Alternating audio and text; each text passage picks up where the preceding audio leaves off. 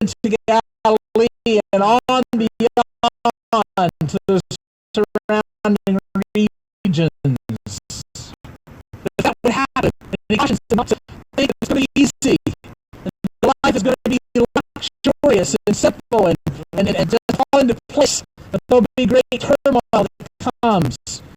He says, listen, as these false teachers and false Christ arise, there'll be many who leave faith. There'll be individuals who came as the part of the organization, as the group, but they won't have had fellowship with God. They won't have been in relationship with me. And they're going to walk away, because when the persecution begins, when people start dying for their faith, they're going to exit the doors. And so not everyone who comes will be a part at the end. There'll be some that are just there in shell, just there in their personage, not in their hearts. He says, listen, there'll be false prophets arise. And they'll lead many astray, even some of the elect if possible. Satan will be working his most to try to destroy and bring to an end what took place. But he says, listen, and this is in verse 14, and I encourage you to look there because it's an important verse, friends.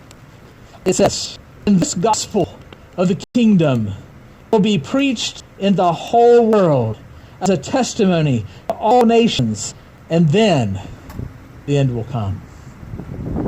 You know, Jesus has been talking now for several verses about calamity and destruction and turmoil and battle, a weariness. But he says, listen, the gospel will go forth. The good news will pass throughout the land. From kingdom to kingdom, the news will go forth. The news of this gospel, this news of God's redemption, that they'll become agents of, ambassadors of. And what did he say? It'll be a testimony to what? All nations. Then the end will come. And then he moves back to that falling of the temple itself. How those days will come as Rome takes over. Rome literally took the fortress Antonia that they had built on this border, on the south edge of the Temple Mound, that they could see into what took place. They literally dismantled that stone by stone to enter into the temple courts. And they continued dismantling until everything was undone. They even pried up the pavement stones, so there was total destruction of the temple of Israel. He said to them that would take place. So pray that it doesn't happen in winter. Pray it doesn't happen on a Sabbath. Be in prayer that when that day comes that you have to flee to the hillside, to the cliffs, and to the caves to get away from what's about to befall Israel. Be prayerful that it happens in a good season and not a difficult time, because it'll be difficult in and of itself. And he says that unless God shortened that time, none of them would survive. But he'll shorten that time that some may survive and make it through. And then Jesus goes on to say, and this is starting in verse 26, dealing with his own return, and now beginning to unfold for them something they have yet to grasp. See, their mindset is Jesus' kingdom still an earthly kingdom right there with Israel. It's about Jesus leading them as a nation back to the glory days, back to the time of Solomon and David. That's what they're anticipating. That's what they're hoping for. That's what they're looking for. And when they talk about end, they're thinking about the end of this current time of occupation to time of glorious days again. But he's talking about his real return. When he comes again, not in the way they anticipate, but when he comes breaking through the clouds of heaven. They have yet to see him ascend, which we see on Pentecost. When they see, not Pentecost, I'm sorry, Ascension Day, 10 days before Pentecost, when they see him ascend into the heavens and being absorbed by the Shekinah glory of God, enveloped by the presence of God in the form of a cloud. See, they haven't seen that yet, but he's telling them, when I come again, in all that glory and all that splendor, when I come again to send my angels out to gather all my faithful, together those who have followed me, when I appear and all the world sees Be careful.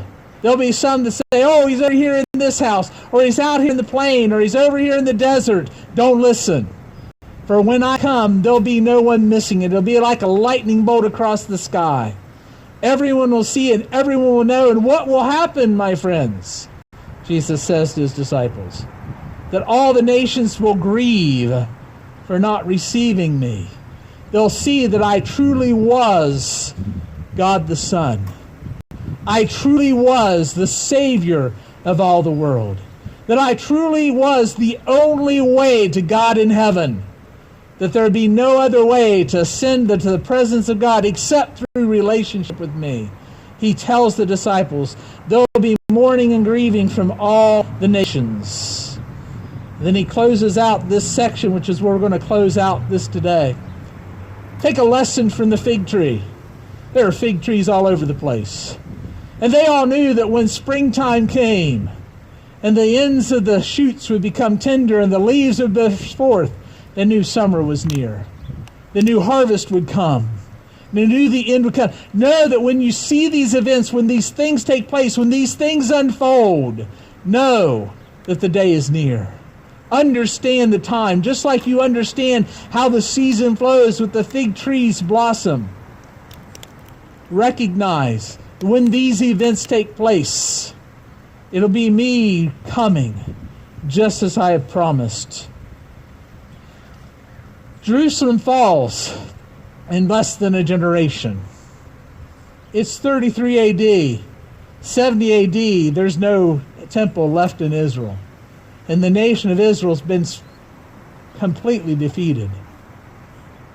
Those events were coming. And that's what the disciples were asking about.